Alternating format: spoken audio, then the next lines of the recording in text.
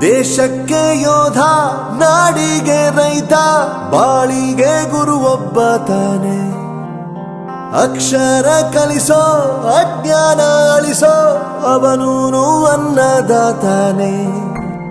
ತಪ್ಪು ಸರಿಯ ತಿದ್ದಿ ತಿಳಿ ಹೇಳಿ ಸಮಬುದ್ಧಿ ನಮ್ಮ ಚಿತ್ತ ಶುದ್ಧಿಯಾಗೋ ಹಾದಿ.